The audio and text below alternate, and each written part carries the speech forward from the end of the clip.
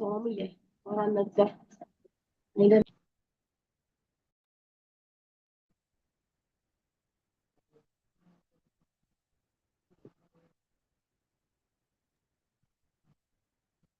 हरे कृष्ण। श्री श्री राधा गोविंद मंदिर स्कूल श्री ओम अज्ञानतिमिरान्धस्य ज्ञानाञ्जनाशलाकया चक्षुरुन्मीलितं येन तस्मै श्रीगुरुवे नमः। श्री चैतन्य मनोभीष्टं स्थापितं येन भूतले स्वयं रूपकदामह्यं ददाति सुपदानि वन्देऽहं श्रीगुरु श्रीयुतापदकमलं श्रीगुरु वैष्णवं च श्रीरूपं साग्रजातं सगणरघुनाथान्वितं तं सजीवं साद्वैतं सावधूतं परिजनसहितं कृष्णचैतन्यदेवं श्रीराधा कृष्णपादां सगणललितां श्रीविशाखानिधां हे कृष्ण करुणा सिंधु दीनबंधु जगत्पदे गोपेश गोपिका कांता राधा कांता नमस्ते तप्त कांचन गौरांगी श्रीराधे वृंदावनेश्वरी ऋषभानुसुते देवी प्रणमामि हरिप्रिय पांचाकल्पतरूपश्च कृपा सिन्धुभ्येव चापतितानां पावनेभ्यो वैष्णवेभ्यो नमः।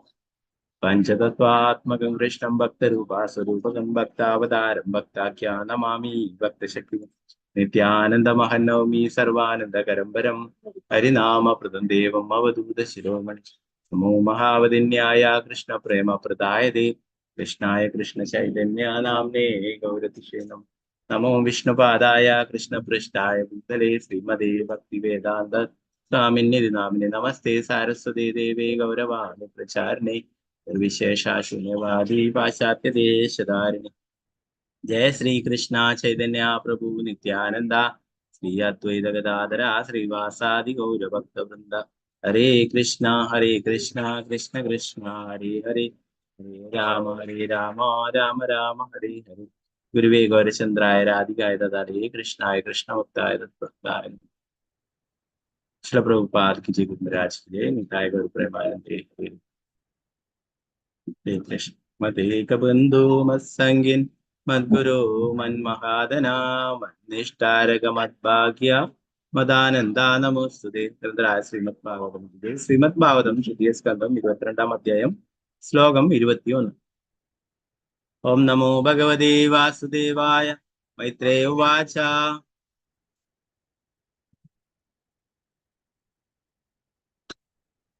സൗഗ്രതുന്യദേവാ ബഭാഷേ ആസീച്ഛാതൂഷ്ണീമരവിന്ദനാഭം ധിയോപഗൃഹ്ണൻ സ്മിതശോഭിതേന മുഖേന ചേദോ ലുലുബേ ദേവഹൂത്യഃ. മൈത്രേയ ഉവാച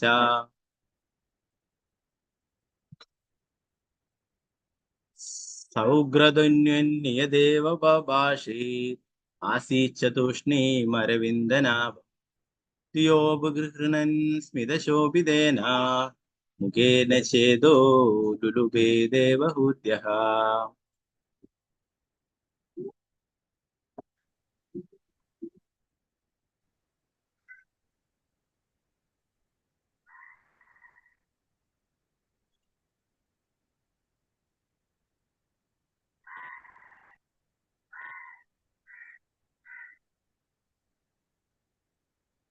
ഹരേ കൃഷ്ണ.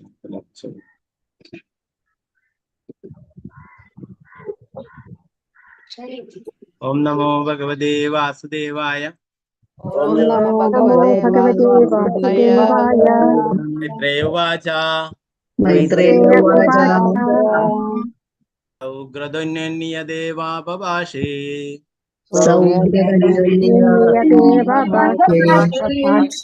തൂഷ്ണീമരവിന്ദനാഭം യോപഗൃഹ്ണൻ സ്മിതശോഭിതേന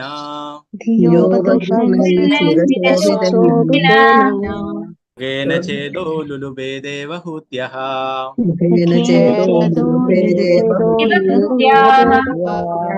മൈത്രേയ ഉവാച സൗഗ്രതുന്യദേവ അബഭാഷേ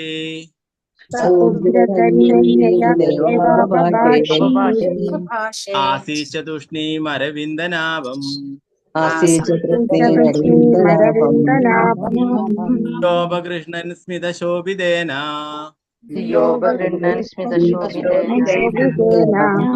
മുഖേന ചേദോ ലുലുബേ ദേവഹൂത്യഃ.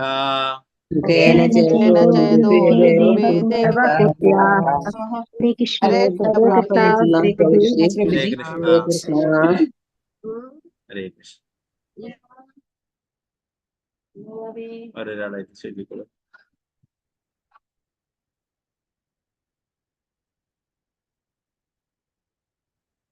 ജയ മാതാജി. ഹരേ കൃഷ്ണ. ഹരേ കൃഷ്ണ പ്രഭുജി. ഹരേ കൃഷ്ണ. ഹരേ കൃഷ്ണ. ഓം നമോ ഭഗവതേ വാസുദേവായ.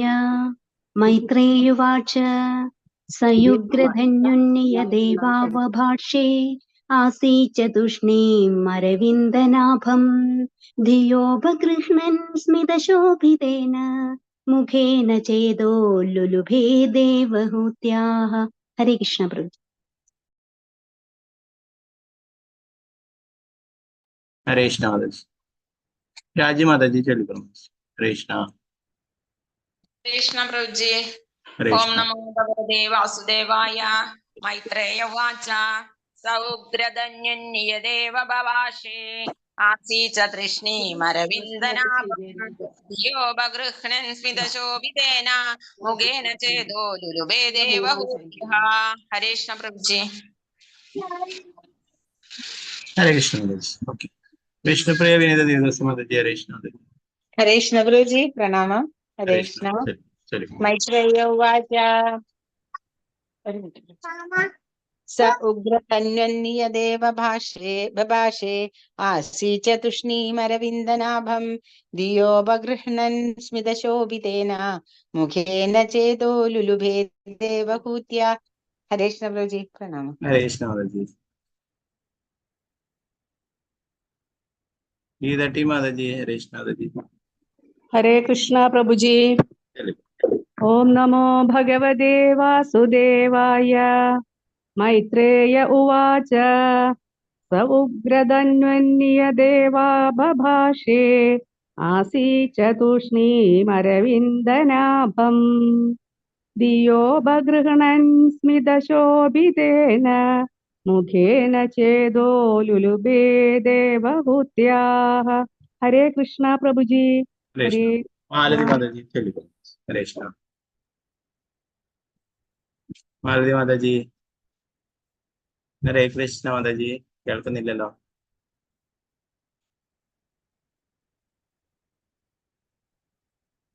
നെറ്റ്വർക്ക് പ്രശ്നമുണ്ട് തോന്നുന്നു മാതാജി. കേൾക്കുന്നില്ല മാതാജി.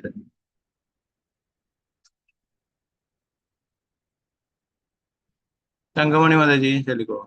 ഹരേ കൃഷ്ണ പ്രഭുജി. ചൊല്ലിക്കോളൂ. ഓം നമോ ഭഗവതേ വാസുദേവായ. വാച സ ഉഗ്രതന്വന്യദേവാ ബഭാഷേ ആസീച തുഷ്ണീ അരവിന്ദനാഭം ധിയോപഗൃഹ്ണൻ സ്മിതശോഭിതേന മുഖേന ചേതോ ലുലുബേ ദേവഹൂത്യാഃ. ഹരേ കൃഷ്ണ. ഹരേ കൃഷ്ണ. വിജയനാണ് മാതാജി. ഹരേ കൃഷ്ണ മാതാജി. ഹരേ കൃഷ്ണ പ്രഭുജി. ചൊല്ലിക്കോളൂ. ഓം നമോ ഭഗവതേ വാസുദേവായ. മൈത്രേയ ഉവാച സൗഗ്രതന്വന്യദേവാ ബഭാഷേ ആസീച തൃഷ്ണിമരവിന്ദനാഭം ധിയോപഗൃഹ്ണൻ സ്മിതശോഭിതേന മുഖേന ചേതോ ലുലുവേ ദേവഹൂത്യാഃ. ഹരേ കൃഷ്ണ പ്രഭുജി. ഹരേ കൃഷ്ണ മാതാജി. ഓക്കെ. മാലതി മാതാജി ഇപ്പൊ ചൊല്ലാൻ പറ്റുമോ മാതാജി? നെറ്റ്വർക്ക് പ്രശ്നമായിട്ടാന്ന് തോന്നുന്നു. ഒന്നുകൂടി ഔട്ടായിട്ട് ഒന്നും കൂടി കയറിയാൽ മതി. എന്തോ ഹാങ് ആയിട്ടുള്ളൂ. നെറ്റ്വർക്കിന്റെ പ്രശ്നമായിരിക്കും. കേൾക്കുന്നില്ല മാതാജിയുടെ കേട്ടോ. ഭാരതി അമ്മ മാതാജി ചൊല്ലിക്കോളൂ. ഹരേ കൃഷ്ണ. ഹരേ കൃഷ്ണ പ്രഭുജി. ചൊല്ലിക്കോളൂ. ഓം നമോ ഭഗവതേ വാസുദേവായ. ദേവാഭാഷേ ആസീച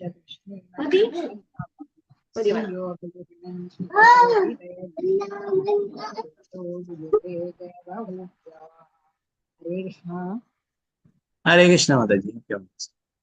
ശാരദജി നമ്പൂതിരി മാതാജി. ഹരേ കൃഷ്ണ മാതാജി. ഹരേ കൃഷ്ണ പ്രഭുജി. ചൊല്ലിക്കോളൂ. ഓം നമോ ഭഗവതേ വാസുദേവായ. മൈത്രേയ ഉവാച സൗഗ്രതന്വന്യദേവാ ബഭാഷേ ആസീച തൃഷ്ണീമരവിന്ദനാഭം ധിയോപഗൃഹ്ണൻ സ്മിതശോഭിതേന मुखेन चेतो लुलुभे देवहूत्यः। हरे कृष्ण प्रभु जी।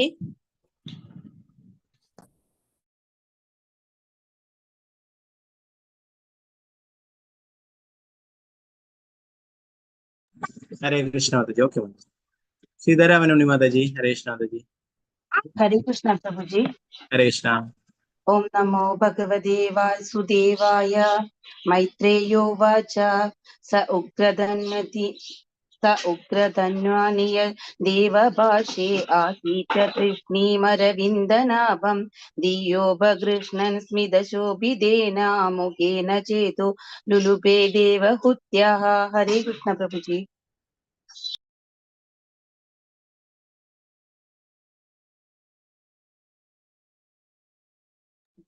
ഹരേ കൃഷ്ണ. സ്വർണപ്രഭ മാതാജി. ഹരേ കൃഷ്ണ മാതാജി. ഹരേ കൃഷ്ണ പ്രഭുജി. ചൊല്ലി. ഓം നമോ ഭഗവതേ വാസുദേവായ. മൈത്രേയ ഉവാച സ ഉഗ്രധന്യദേവാഭാഷേ ആസീച്ച തൂഷ്ണീം അരവിന്ദനാഭം ധിയോപഗൃഹേന മുഖേന ചേതോ ലുലുഫേ ദേവഹൂത്യാഃ. ഹരേ കൃഷ്ണ പ്രഭുജി. ഹരേ കൃഷ്ണ. അനന്തര കൃഷ്ണ ദേവദാസ് മാതാജി. ഹരേ കൃഷ്ണ മാതാജി. ചൊല്ലി പ്രഭു. ഹരേ കൃഷ്ണ. ഹരേ കൃഷ്ണ പ്രഭുജി. ചൊല്ലി. നമോ ഭഗവതേ വാസുദേവായ. മൈത്രേയ ഉവാച സ ഉഗ്രധന്വന്യദേവാ ബഭാഷേ ആസീച്ച തൂഷ്ണീമരവിന്ദനാഭം ധിയോപഗൃണ്ണൻ സ്മിതശോഭിതേന മുഖേന ചേതോ ലുലുബേ ദേവഹൂത്യാഃ. ഹരേ കൃഷ്ണ പ്രഭുജി. ഹരേ കൃഷ്ണ. നിർമ്മല മാതാജി. ഹരേ കൃഷ്ണ മാതാജി. ഹരേ കൃഷ്ണ. ഹരേ കൃഷ്ണ പ്രഭുജി. ചൊല്ലി. ഓം നമോ ഭഗവതേ വാസുദേവായ. മൈത്രേയ ഉവാച സ ഉഗ്ര ധന്യുന്യ ദേവാബഭാഷേ ആസിച്ച തൂഷ്ണീമരവിന്ദനാഭം ധിയോപഗൃഹ്ണൻ സ്മിതശോഭിതേന മുഖേന ചേതോ ലുലുപേ ദേവഹുത്യാഃ. ഹരേ കൃഷ്ണ പ്രഭുജി. ഹരേ കൃഷ്ണ. രാമേന്ദ്ര പ്രഭു. ഹരേ കൃഷ്ണ പ്രഭു. ചൊല്ലി. ഓം നമോ ഭഗവതേ വാസുദേവായ. മൈത്രേയ ഉവാച സ ഉഗ്രധന്വന്യ ദേവാഭാഷേ ആസീച്ച തൂഷ്ണീമരവിന്ദനാഭം ധിയോപഗൃണ്ണൻ സ്മിതശോഭിതേന മുഖേന ചേതോ ലുലുബേ ദേവഹുത്യാഃ. ഹരേ കൃഷ്ണ പ്രഭുജി. ഹരേ കൃഷ്ണ പ്രഭു. ഓക്കെ മറ്റുള്ളവർക്ക് അടുത്ത ശ്ലോകങ്ങൾ ചൊല്ലാതെ നമുക്ക് ഇതിന്റെ വിവർത്തന ഭാവം നോക്കാം. മൈത്രേയ ഉവാച. മൈത്രേയ മഹാമുനി പറഞ്ഞു. സ അവൻ കർദമൻ ഉഗ്രധ്വന്വൻ ഓ മഹായോദ്ധാവായ വിതുരൻ ഇത്രയും ഏവ മാത്രം ആപഭാഷയെ സംസാരിച്ചു ആസീത് ആയിത്തീർന്നു.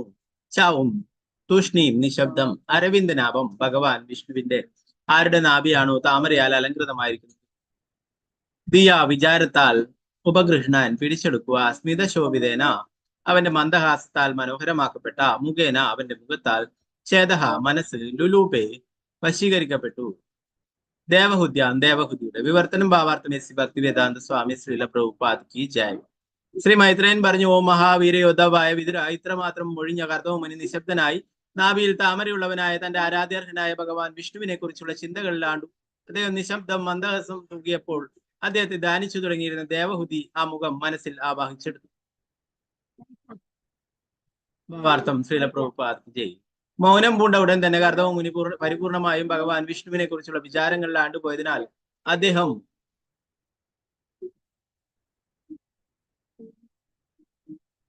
പൂർണ്ണമായും കൃഷ്ണാബോധം സിദ്ധിച്ച വ്യക്തിത്വമാണ്. കൃഷ്ണാബോധത്തിന്റെ രീതി അതാണ്. പരിശുദ്ധ ഭക്തന്മാർക്ക് മറ്റൊരുവിധ ഏർപ്പാടുമില്ലാതിനാൽ അവർ സദാ കൃഷ്ണാബോധത്തിൽ മുഴുകിയിരിക്കും. മറ്റു ചിന്തകളിലും പ്രവൃത്തികളിലും വ്യാപൃതരാണെന്ന് തോന്നിച്ചേക്കാമെങ്കിലും അവരെല്ലായ്പ്പോഴും കൃഷ്ണാബോധത്തിൽ തന്നെ ആയിരിക്കും. കൃഷ്ണാബോധത്തിലുള്ള അത്തരം ഒരു വ്യക്തിയുടെ പുഞ്ചിരി വളരെ ആകർഷണീയമായിരിക്കുമെന്നതിനാൽ കേവലം ഒരു മന്ദസ്മിതത്താൽ അവന് ധാരാളം ആരാധകരെയും ശിഷ്യഗണങ്ങളെയും അനുയായികളെയും നേടാൻ കഴിയും. ചില പ്രഭുപാദ് കി ജയ്. 22ാമത്തെ ശ്ലോകം നോക്കാം. ഓം നമോ ഭഗവതേ വാസുദേവായ.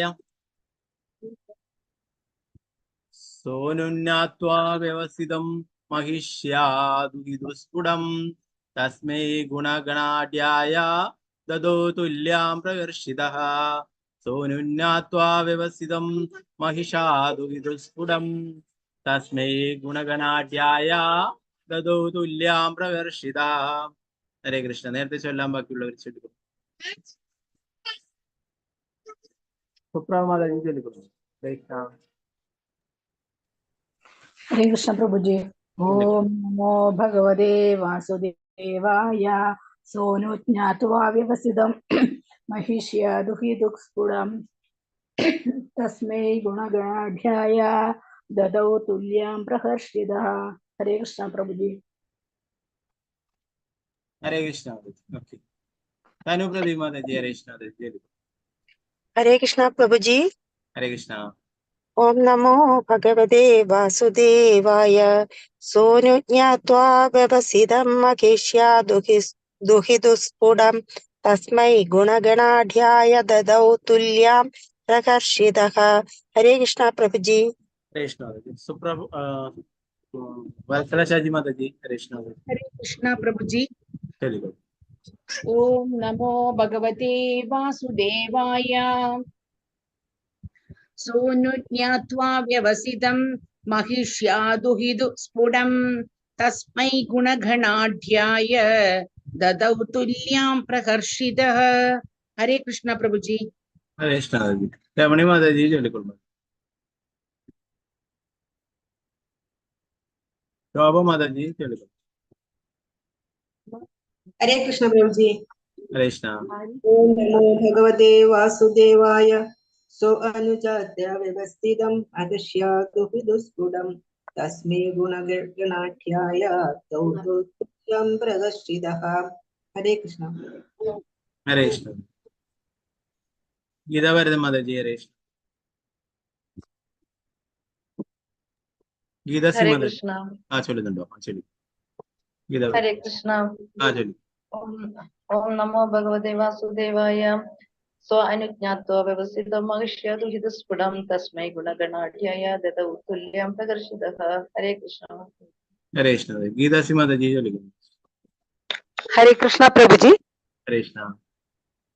ओम नमो भगवते वासुदेवाय सोनु ज्ञात्वा व्यवसितं महिष्या दुहिदुस्फुटं तस्मै गुणगणाढ्याय ददौ तुल्यां प्रकर्षितः. हरे कृष्णा प्रभु जी। ഹരേ കൃഷ്ണ. വത്സല മാതാജി ചൊല്ലിക്കൊള്ളു. ഹരേ കൃഷ്ണ. कृष्ण प्रभु जी। ഹരേ കൃഷ്ണ. ओम नमो भगवते वासुदेवाय सोनु ज्ञात्वा व्यवसितं महिष्यादुहिदुस्फुटं तस्मै गुणगणाढ्याय दद्यो तुल्यां प्रकर्षितः. हरे कृष्ण प्रभु जी। ഹരേ കൃഷ്ണ. हरे कृष्ण.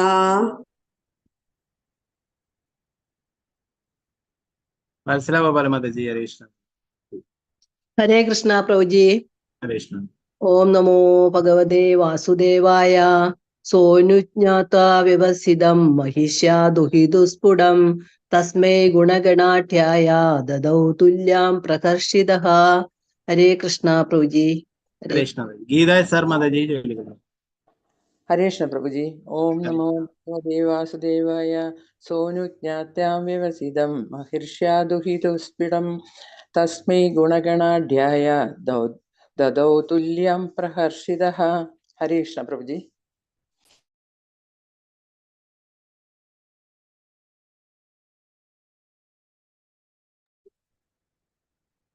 വസന്ത മാതാജി ചൊല്ലിക്കൊള്ളു. हरे कृष्ण प्रभु जी। ഹരേ കൃഷ്ണ. ओम नमो भगवते वासुदेवाय सोनु ज्ञात्वा व्यवसितं महिष्या दुहिदुस्फुटं तस्मै गुणगणाढ्याय ददौ तुल्यां प्रकर्षितः. हरे कृष्ण प्रभु जी। ഹരേ കൃഷ്ണ.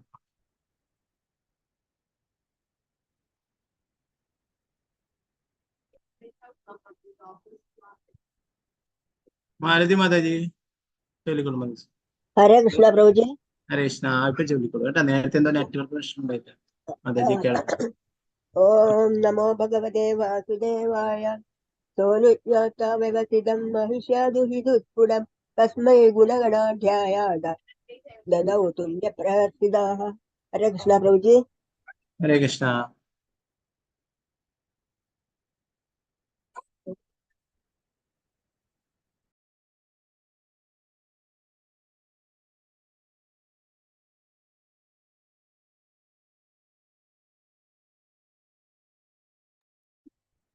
രമണി മാതാജി ചൊല്ലാൻ പറ്റുമോ? ചൊല്ലിക്കോളൂ.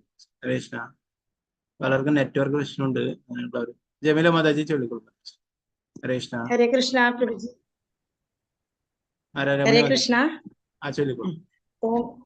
ഓം നമോ ഭഗവതേ വാസുദേവായ സോനുജ്ഞാതോ വ്യവസിതം മഹിഷ്യാ ദുഹിതുസ്ഫുടം തസ്മൈ ഗണാഢ്യായ ദദൗ തുല്യാം പ്രഹർഷിതഃ. ഹരേ കൃഷ്ണ പ്രഭുജി. ഹരേ കൃഷ്ണ മാതാജി. ജമീല മാതാജി ചൊല്ലിക്കോളൂ. ഹരേ കൃഷ്ണ പ്രഭുജി. ഓം ഹരേ കൃഷ്ണ. നമോ ഭഗവതേ വാസുദേവായ സോനു ജ്ഞാത്വാ വ്യവസിതം മഹിഷ്യാ ദുഹിതുസ്ഫുടം തസ്മൈ ഗുണഗണാഢ്യായ ദദൗ തുല്യാം പ്രകർഷിതഃ.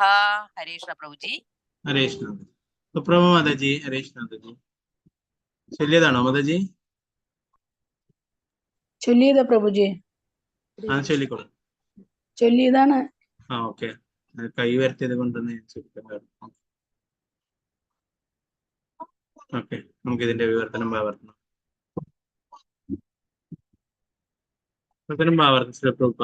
ദേവഹുതിയുടെയും അതുപോലെ രാജ്ഞിയുടെയും തീരുമാനം ശരിയായി ബോധ്യമാക്കിയ ശേഷം ചക്രവർത്തി അങ്ങേയറ്റം ആഹ്ലാദത്തോടെ ധാർമ്മിക ഗുണങ്ങളുടെ വിളനിലമായ മുനിക്ക് തുല്യ യോഗ്യതകളുള്ള തന്റെ പുത്രിയെ നൽകി.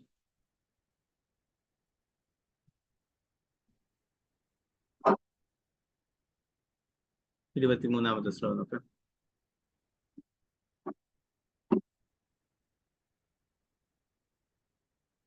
ഓം നമോ ഭഗവതേ വാസുദേവായ ശതരൂപാ മഹാരാജ്ഞി പാരിബർഹാൻ മഹാധനാൻ ദമ്പത്യോ പരിത്യാഗാത് പ്രീത്യാഭൂഷവാസ പരിച്ഛദാൻ. ശതരൂപാ മഹാരാജ്ഞി പാരിബർഹാൻ മഹാധനാൻ ദമ്പത്യോ പരിത്യാഗ് പ്രീത്യാ ഭൂഷാവാസ പരിച്ഛദാൻ. ചക്രവർത്തിനി ശതരൂപ സന്ദർഭത്തിന് അനുയോജ്യമാം വിധം വധൂവരന്മാർക്ക് ആഭരണങ്ങളും വസ്ത്രങ്ങളും ഗൃഹാഭരണങ്ങളും മറ്റു സ്നേഹപൂർവ്വം സ്ത്രീധനമായി സമ്മാനിച്ചു. ഭാവാർത്ഥം ശ്രീല പ്രഭുപാദ് ജയ്. ഒരുവൻ തന്റെ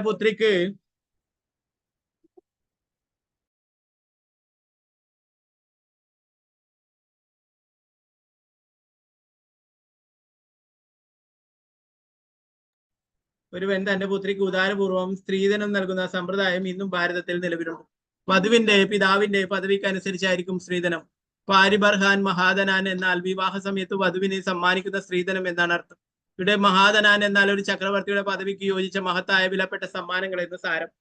ഭൂഷാവാസ പരിച്ഛാദാൻ എന്നീ പദങ്ങളും ഇവിടെ ഉപയോഗിച്ചിരിക്കുന്നു. ഭൂഷ എന്നാൽ ആഭരണങ്ങൾ വസ്ത്രങ്ങൾ എന്നാണ് വാസയ്ക്കർത്ഥം. പരിച്ഛാദനെ ഗൃഹോപകരണങ്ങളും. ഒരു ചക്രവർത്തിയുടെ വിവാഹാഘോഷത്തിന് യോജിച്ച ഇവയെല്ലാം അതുവരെ ബ്രഹ്മചര്യം അനുഷ്ഠിച്ചിരുന്ന കർദവമുനിക്ക് സമ്മാനിക്കപ്പെട്ടു. വധു ദേവഹുതി വളരെ ആഡംബരപൂർവ്വം ആഭരണങ്ങളും വസ്ത്രങ്ങളും അണിഞ്ഞിരുന്നു. കർദവമുനി ഇപ്രകാരം സർവൈശ്വര്യങ്ങളും യോഗ്യതകളും തികഞ്ഞ ദേവഹുതിയെ വിവാഹം കഴിക്കുകയും വിവാഹത്തോടനുബന്ധിച്ച് അദ്ദേഹത്തിന് ഗൃഹസ്ഥ ജീവിതത്തിന് അനിവാര്യമായ എല്ലാ അനുസാരികളും ലഭ്യമാവുകയും ചെയ്തു. വൈദിക സമ്പ്രദായ പ്രകാരമുള്ള വിവാഹത്തിൽ വധുവിന്റെ പിതാവ് വരനെ സ്ത്രീധനം നൽകുന്ന പതിവ് ഇപ്പോഴുമുണ്ട്. ഇന്നും ദാരിദ്ര്യമുള്ള ഭാരതത്തിൽ സ്ത്രീധനത്തിന് വേണ്ടി നൂറുകണക്കിന് ആയിരക്കണക്കിന് രൂപ ചെലവിടുന്ന വിവാഹങ്ങൾ നടക്കാറുണ്ട്. സ്ത്രീധന സമ്പ്രദായം ചിലർ തെളിയിക്കാൻ ശ്രമിച്ചതുപോലെ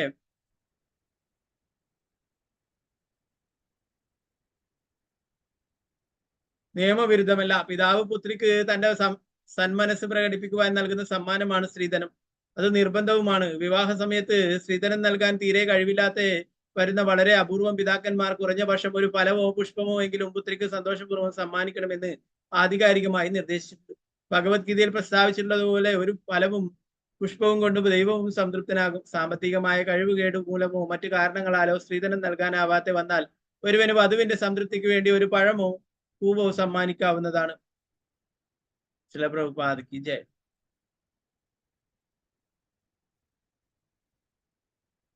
നാരായണ നമസ്കൃത്യ നരം ചൈവ നരോത്തമം ദേവീം സരസ്വതിം വ്യാസം തതോ ജയമുദിരേ നഷ്ടപ്രായേഷു ഭദ്രേഷു നിത്യം ഭാഗവത സേവയാ ഭഗവതി ഉത്തമ ശ്ലോകേ ഭക്തിർഭവതി നൈഷ്ഠികി മൂകം കരോതി വാചാലം പങ്കും ലംഘയതി ഗിരിം യത്കൃപാതമഹം വന്ദേ ശ്രീഗുരു ദീനധാരിണം പരമാനന്ദമാധവം ശ്രീ ചൈതന്യ ഈശ്വരം നമോ വിഷ്ണുപാദായ കൃഷ്ണപൃഷ്ഠായ ഭൂതലേ ശ്രീമതേ ഭക്തിവേദാന്ത സ്വാമിനി നാമി നമസ്തേ സാരസ്വതേ ദേവേ ഗൗരവാണി പ്രചാരണേ നിർവിശേഷ ശൂന്യവാദി പാശ്ചാത്യ ദേശധാരണി ജയ ശ്രീകൃഷ്ണ ചൈതന്യ പ്രഭു നിത്യാനന്ദ ശ്രീ അദ്വൈത ഗദാധര ശ്രീവാസാദി ഗൗരഭക്തവൃന്ദ ഹരേ കൃഷ്ണ കൃഷ്ണ കൃഷ്ണ ഹരേ ഹരേ ഹരേ രാമ രാമ രാമ ഹരേ ഗുരുവേ ഗൗരചന്ദ്രായ രാധികായ തദാലേ കൃഷ്ണായ കൃഷ്ണഭക്തായ തദ്ഭക്തായ പ്രഭുപാദ് കി ജയ ഹരേ കൃഷ്ണ. അപ്പൊ 21-ാമത്തെ ശ്ലോകത്തിലെ മൈത്രേയ മുനി വിതുരരോട് പറയുന്നതാണ്, മഹാവീര യോദ്ധാവായ വിതുര, ഇത്രമാത്രം മൂഴിഞ്ഞ കർദവ് മുനി നിശബ്ദനായി നാഭിയിൽ താമരയുള്ളവനായ തന്റെ ആരാധ്യനായ ഭഗവാൻ വിഷ്ണുവിനെ കുറിച്ചുള്ള ചിന്തകളിലാണ്ടു. അദ്ദേഹം നിശബ്ദം മന്ദഹാസം തൂങ്ങിയപ്പോൾ അദ്ദേഹത്തെ ധ്യാനിച്ചു തുടങ്ങിയ ദേവബുദ്ധി ആ മുഖം മനസ്സിലാവാച്ചു. ഭഗവാൻ തന്റെ പ്രാർത്ഥനകൾ സഫലമാക്കിയിരിക്കുന്നു. നേരത്തെ ഭഗവാൻ പ്രത്യക്ഷനായപ്പോൾ കർദവമുനി ആവശ്യപ്പെട്ടത് തനക്ക് അനുയോജ്യമായിട്ടുള്ള ഒരു സ്ത്രീയെ വേണം, തനിക്ക് പത്നിയായിട്ട് തനിക്ക് അനുയോജ്യമായിട്ടുള്ള ഒരു സ്ത്രീയെ വേണമെന്നായിരുന്നു. അതിപ്പോഴും സാധിച്ചു. അതിപ്പോഴും ആ ദേവഹൂതി എന്ന സുന്ദരി തന്നെ കർദവമുനിയുടെ അടുത്തെത്തി. അപ്പൊ അപ്പോഴും കർദവമുനി ഭഗവാനെ മറന്നില്ല. അതാണ് അവിടെ സുന്ദരിയായിട്ടുള്ള ദേവഹൂതി ഇടിക്കുമ്പോഴും കർദവമുനി ഭഗവാനെ കുറിച്ച് ഓർത്തു മന്ദഹാസം തോന്നി എന്ന് പറഞ്ഞു. ദേവഹൂതി എന്താ ചെയ്യുന്നത്? കർദവമുനിയെ മനസ്സിൽ ധ്യാനിക്കുകയും ആ രൂപം മനസ്സിൽ ഓർക്കുകയും ചെയ്തു.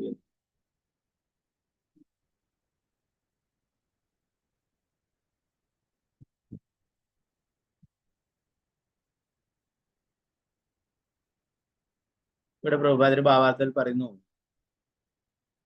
കർദവമുനി പൂർണ്ണമായും കൃഷ്ണാബോധത്തിന്റെ രീതി അതാണ്. പരിശുദ്ധ ഭക്തന്മാർക്ക് മറ്റൊരു വിധ ഏർപ്പാടുമില്ലാത്തതിനാൽ അവർ സദാ കൃഷ്ണാബോധത്തിൽ മുഴുകിയിരിക്കും. മറ്റു ചിന്തകളിലും പ്രവൃത്തികളും വ്യാപൃതരാണെന്ന് തോന്നിച്ചേക്കാമെങ്കിലും അവരെല്ലാവരും കൃഷ്ണാബോധത്തിൽ തന്നെയായിരിക്കും.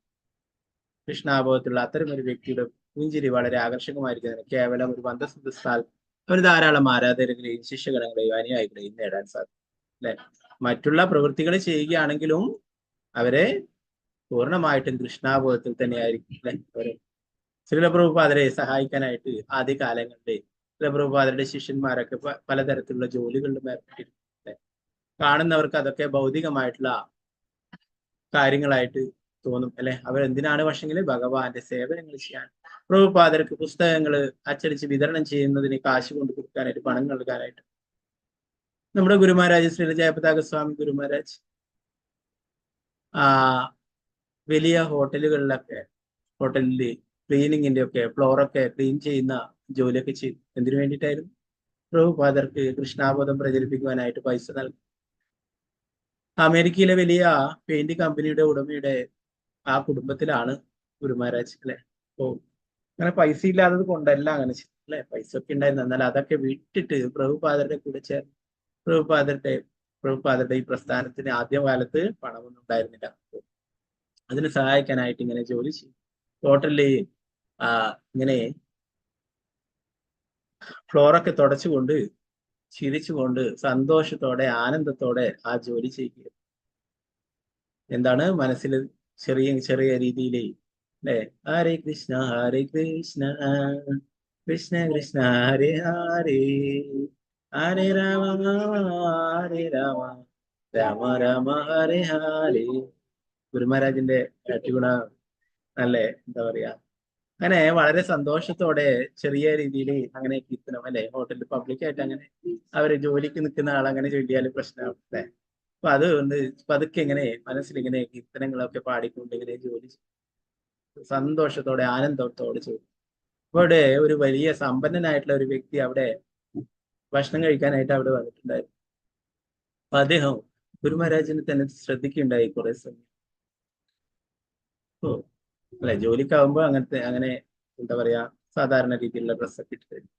അപ്പൊ ഈ വ്യക്തി എന്താണ് ഇത്ര, ഇദ്ദേഹത്തിന്റെ ജോലി ഫ്ലോറൊക്കെ തുടക്കലാണ്, എന്നാൽ ഇവനെ വളരെ സന്തോഷത്തിലാണല്ലോ, ഇത്രയും ആനന്ദത്തിലാണല്ലോ, എന്താണ് ഇതിന്റെ രഹസ്യം? എനിക്ക് ധാരാളം പൈസയുണ്ട്, കാറുണ്ട്, ബംഗ്ലാവുണ്ട്, എന്നിട്ടും എനിക്കൊരു സന്തോഷവും കിട്ടുന്നില്ല, ആനന്ദവും കിട്ടുന്നില്ല.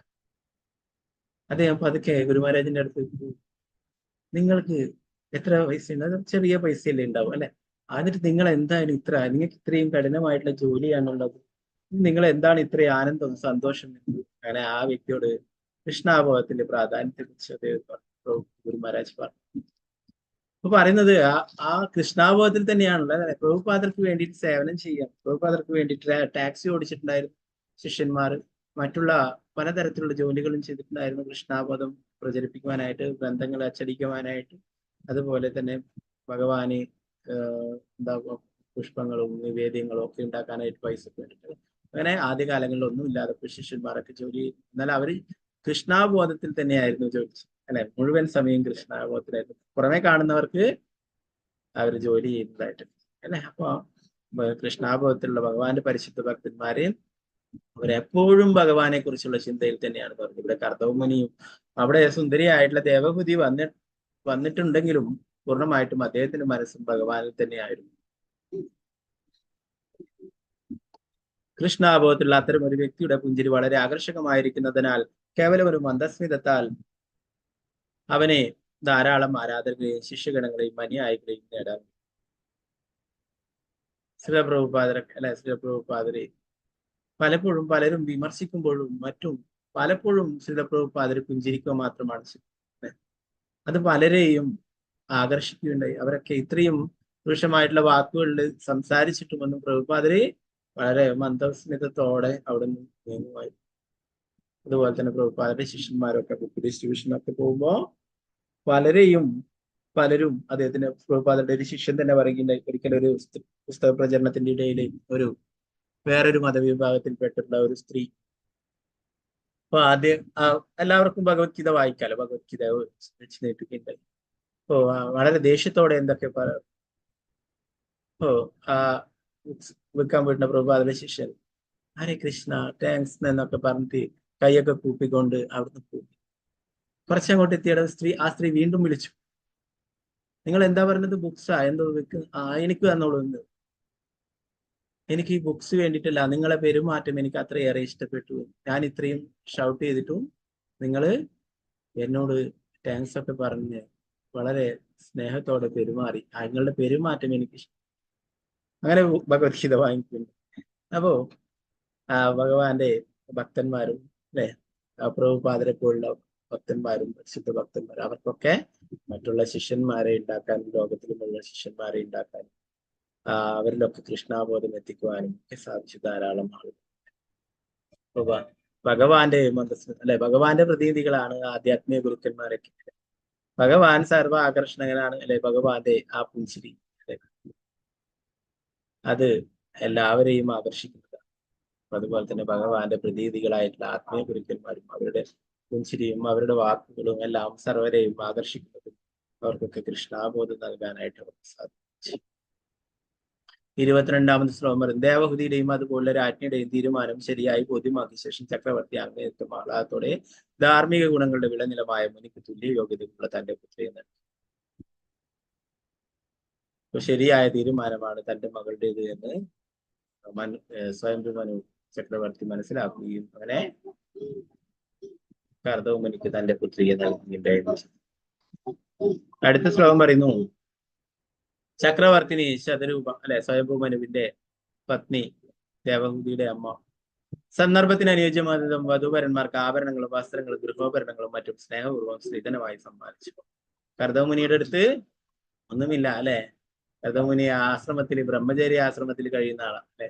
അപ്പൊ എല്ലാ വസ്ത്രങ്ങളും ആഭരണങ്ങളും ഗൃഹോപകരണങ്ങളും എല്ലാം നൽകിയിട്ടുണ്ടായി അല്ലെ. ഇനി ഒരു ഗൃഹസ്ഥനായിട്ട് മാറാൻ പോവുകയാണ് അല്ലെ. ശ്രീലപ്രഭുപാദർ പറയുന്നു, ഭാരതത്തിൽ ഇപ്പോഴും ഇങ്ങനെയുള്ള സമ്പ്രദായങ്ങളുണ്ട്. സ്ത്രീധനം നൽകുന്ന സ്ത്രീ തന്റെ മകളെ ഒരാൾക്ക് വിവാഹം കഴിച്ചു കൊടുക്കുമ്പോൾ സന്തോഷത്തോടെ ആ മകൾക്ക് വേണ്ടിയിട്ട് സമ്മാനങ്ങൾ നൽകുന്ന പതിവ് ഇന്നും ഉണ്ട് എന്ന് പറയുന്നത്. അപ്പോ എന്നാൽ ഇന്ന് പലതരത്തിലുള്ള ചൂഷണങ്ങളായിട്ട് കാണാൻ സാധിക്കും അല്ലെ. പിതാവ് കൊടുക്കുന്നത് പോരാതെ വീണ്ടും വീണ്ടും അതിന് സ്ത്രീധനത്തിനായിട്ട് പീഡിപ്പിക്കുകയും അല്ലെ മറ്റുള്ള പ്രവൃത്തികളൊക്കെ ചെയ്യും അല്ലെ. നിയമവിരുദ്ധമായിട്ടുള്ള ധാരാളം കാര്യങ്ങൾ നടന്നുകൊണ്ടേയിരിക്കും. പണ്ട് സന്തോഷത്തോടെ നൽകിയിരുന്നായിരുന്നു അല്ലെ, ഇന്ന് പിടിച്ചു വാങ്ങുന്നത് പോലെയായിട്ടുള്ള കാര്യങ്ങളായിട്ട് അത് മാറി അല്ലെ. അത് പോരാ എന്ന് പറഞ്ഞു അല്ലെ. യഥാർത്ഥത്തിൽ അവിടെ സ്നേഹത്തിനല്ല മൂല്യമുള്ളത്. എന്തിനു വേണ്ടിയിട്ടാണ്? ധനത്തിന് വേണ്ടിയിട്ട്, സമ്പത്തിന് വേണ്ടിയിട്ടാണ് ഇങ്ങനെ ഒരു ഉടമ്പടി അല്ലെ. എന്താ പറയാ, കലിയുഗത്തിൽ അങ്ങനെയാണെന്ന് ശ്രീമദ് ഭാഗവതം പറയുന്നു. ബന്ധങ്ങളൊക്കെ ധനത്തിന്റെ, പണത്തിന്റെ സ്വാധീനത്തിലായിരിക്കും നടക്കുക എന്നുള്ളത്.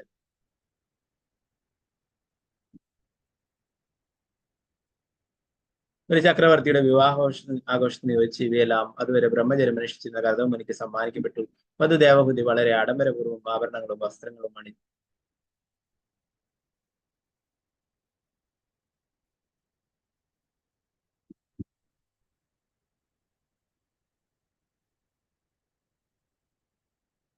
പ്രവാചകർ പറയുന്നു, ഒന്നും സ്വർണവും ധനവും ഒന്നും നൽകാൻ പറ്റിയിട്ടില്ലെങ്കിലും പിതാവ് പുത്രിക്ക് തന്റെ സന്മനസ് പ്രകടിപ്പിക്കുവാൻ നൽകുന്ന ഒരു സമ്മാനമായിട്ട് ഒരു പൂവോ ഒരു ഫലമോ എങ്കിലും നൽകണമെന്ന് പ്രകടിപ്പിക്കുവാൻ നൽകുന്നത്.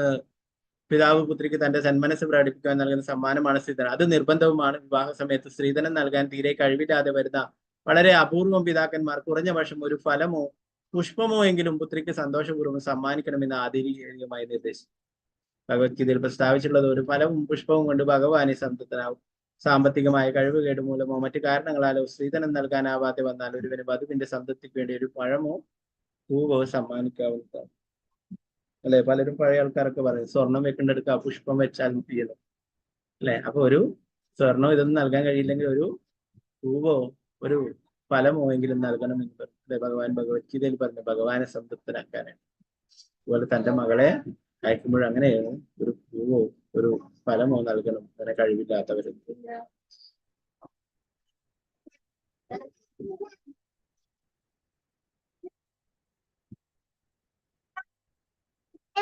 വേറെ ശ്ലോകം കൂടി നമുക്ക് നോക്കാം. 24-ാമത്തെ. നമോ ഭഗവതേ വാസുദേവായ പ്രക്താന്തുഹിതരം സമ്രാട് സദൃശായ ഗതവ്യതാ വാഗുഹ്യ ച ബാഹുഭ്യാ മത്കണ്ഠ്യോന്മദിതാശയഃ പ്രക്താന്തുഹിതരം സമ്രാട് സദൃശായ ഗതവ്യതഃ വാഗുഹ്യ ച ബാഹുഭ്യാ മത്കണ്ഠോദ്യാന്മദോ ഉപഗുഹ്യ ച ബാഹുഭ്യാം ഉത്കണ്ഠ്യോന്മദീതാശയഃ. ഹരേ കൃഷ്ണ. ആരും ചൊല്ലുന്നുണ്ടോ? വിജയകുമാരി അമ്മ മാതാജി, ഡോക്ടർ വിജയകുമാരി അമ്മ മാതാജി ചൊല്ലുന്നു. ഹരേ കൃഷ്ണ പ്രഭുജി.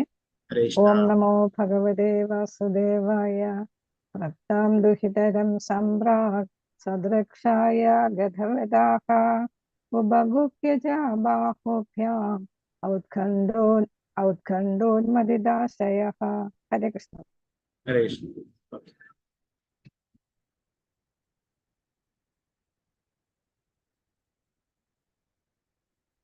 ഓക്കെ, വേറെ ആരില്ലെങ്കിൽ നമുക്ക് വിവർത്തനം ഭാഗം. അപ്രകാരം പുത്രിയെ അനുയോജ്യനായ ഒരു മനുഷ്യന് കൈമാറി ഉത്തരവാദിത്തത്തിൽ നിന്നും വിടുതൽ നേടിയ സ്വയംഭൂ മനു പുത്രിയെ വേർപിരിയേണ്ടി വന്നതോർത്ത് ഉത്കണ്ഠാപരത്തിനും വിശുദ്ധ ഹൃദയനുമായി അവളെ ഇരുകരങ്ങളാലും വാത്സല്യപൂർവ്വം ആലിംഗനം ചെയ്തു. ഭാവാർത്ഥം ശ്രീലപ്രഭുപാദ. ഒരു പിതാവ് പ്രായപൂർത്തിയായ തന്റെ പുത്രിയെ അനുയോജ്യനായ ഒരു ആൺകുട്ടിയുടെ കരങ്ങളിൽ ഏൽപ്പിക്കുന്നത് വരെ ആകാംക്ഷയും ഉത്കണ്ഠയും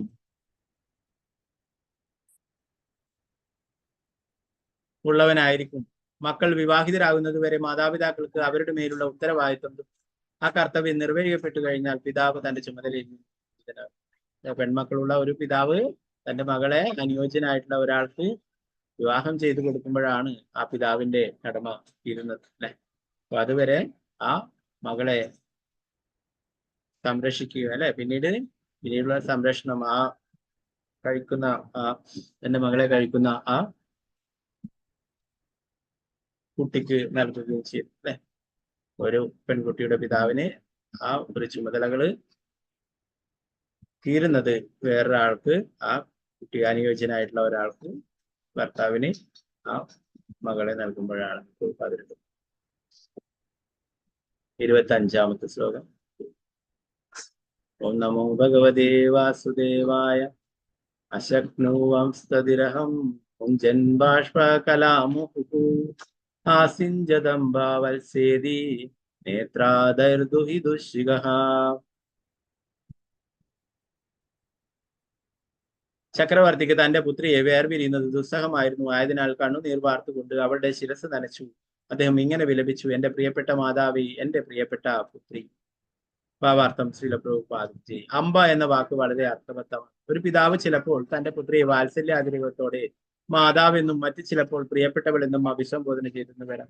മകളുടെ വിവാഹവേളയിൽ മാതാപിതാക്കൾക്ക് അസഹനീയമായ വിരഹവേദന ഉളവാകുക സ്വാഭാവികം. എന്തുകൊണ്ടെന്നാൽ വിവാഹം വരെ അവരുടെ പുത്രിയായി അവരുടെ കുടുംബത്തിൽ ജീവിച്ചിരുന്ന അവൾ വിവാഹത്തോടെ അവരുടെ മേലിൽ അവകാശപ്പെടാനാവാത്ത വിധം ഭർത്താവിന്റെ സ്വത്തായി തീരുകയും എന്നേക്കുമായി അവന്റെ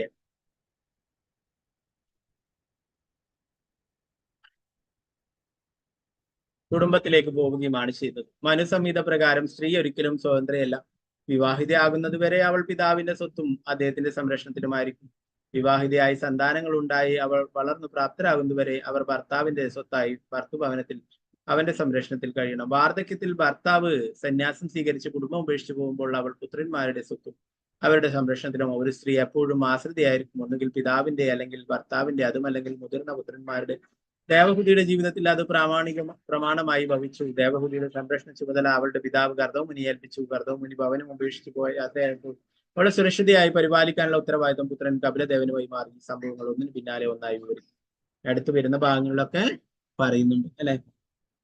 ഒരു പ്രഭുപാദർ പറയുന്നു, മനുസംഹിത പ്രകാരം സ്ത്രീകൾ എപ്പോഴും സംരക്ഷിക്കപ്പെടേണ്ടവരാണെന്ന് പറയല്ലേ. പലപ്പോഴും ഈ വാക്കുകൾ തെറ്റിദ്ധരിക്കപ്പെടാറുണ്ട് അല്ലെ. സ്ത്രീക്ക് സ്വാതന്ത്ര്യം നൽകുന്നില്ല എന്നല്ല ഇതുകൊണ്ട് അർത്ഥമാക്കുന്നു.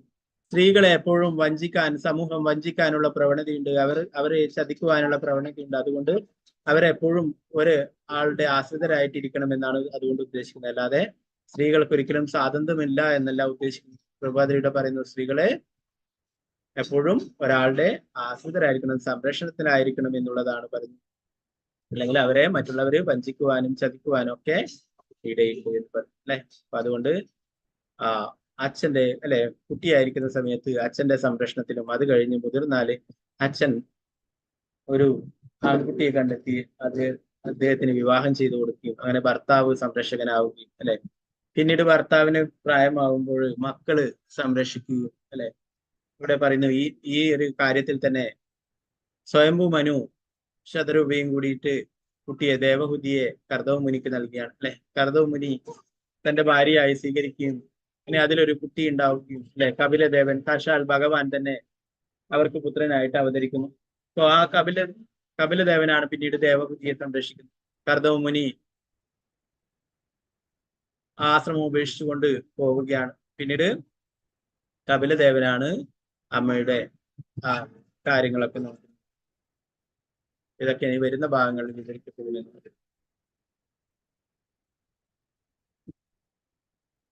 ഇവിടെ പറയുന്നു, തന്റെ മകളെ പിരിയുന്നത് കൊണ്ട് അദ്ദേഹത്തിന് ആ പിതാവിന് സ്വയംഭൂ മനുവിന് വളരെയേറെ വിഷമമുണ്ടായി. ചക്രവർത്തിക്ക് തന്റെ പുത്രിയെ വേർപിരിയും ദുസ്സഹമായിരുന്നു. അതിനാൽ കണ്ണുനീർ വാർത്തുകൊണ്ട് അവളുടെ ശിരസ് നനച്ചു. ദൈവം ഇങ്ങനെ വിലപിച്ചു: എന്റെ പ്രിയപ്പെട്ട മാതാവേ, എന്റെ പ്രിയ പുത്രിയെ. സ്നേഹത്തോടെ ചിലപ്പോൾ മാതാവെന്നും ചിലപ്പോൾ പുത്രി എന്നും വിളിക്കാറുണ്ടെന്ന് പറയും. അമ്പ എന്നുള്ള വാക്ക് അർത്ഥവത്താണെന്ന് പറയും.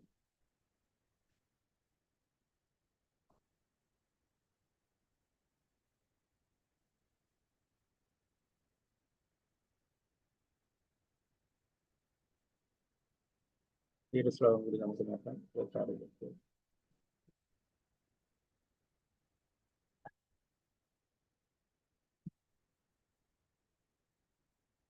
നമോ ഭഗവതേ വാസുദേവായ. ആമന്ത്രിതം മുനി വരമനുജ്ഞാത സഹാനുഗഃ പ്രതസ്ഥേരതമാരുഹ്യ സഭാര്യാ സുപുരം നൃപഃ ഉഭയോ ഋഷികുലായ സരസ്വത്യാ സുരോദസോ ഋഷീണാമുപശാന്താനാം പശ്യന്നാശ്രമസമ്പദഃ ആമന്ത്ര്യാതം മുനിവര മനുജ്ഞാതാ സഹാനുഗഃ പദസ്ഥേരതമാരുഹ്യ സഭാര്യാ സുപുരം നൃപഃ ഉഭയോ ഋഷികുല്യായ സരസ്വത്യാ സുരോദസോ ഋഷീണാം ഉപശാന്താനാം പശ്യന്യാശ്രമ സമ്പദഃ.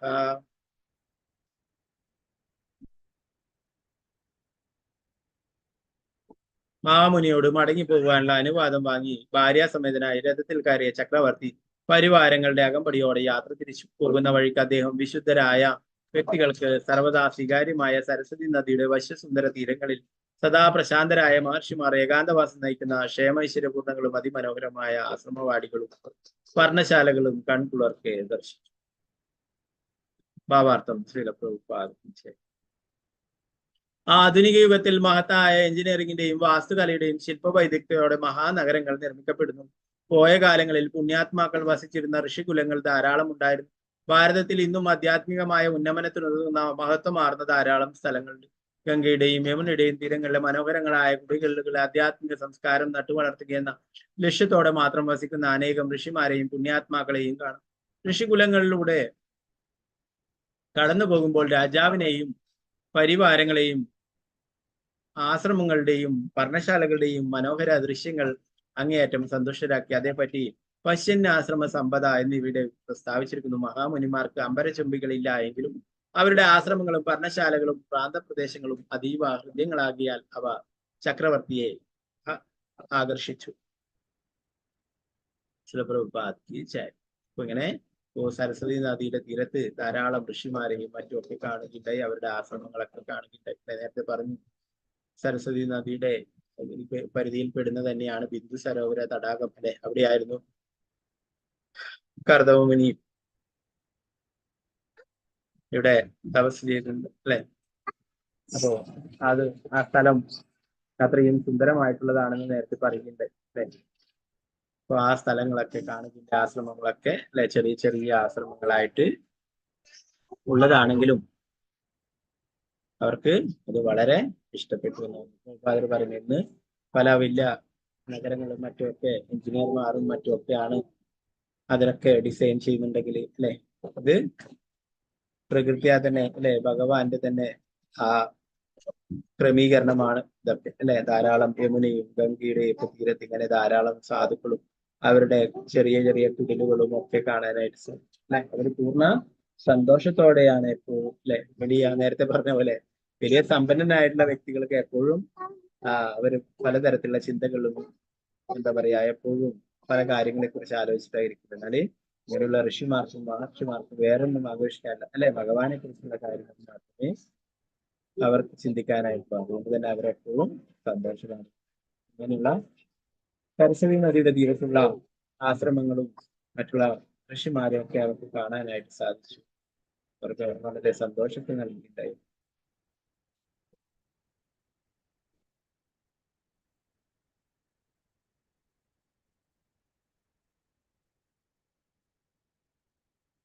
ബാക്കി ഭാഗങ്ങൾ നമുക്ക് അടുത്ത ക്ലാസ്സിൽ നോക്കാം. ഹരേ കൃഷ്ണ ഹരേ കൃഷ്ണ കൃഷ്ണ കൃഷ്ണ വന്ദനായ ശ്രീമദ് ഭാഗവതത്തിലെ ഹരേ കൃഷ്ണ. എന്നിടത്ത് ഭാഗങ്ങൾ എന്തെങ്കിലും സംശയം എന്തെങ്കിലും ക്ലാസ് കൊടുക്കാം.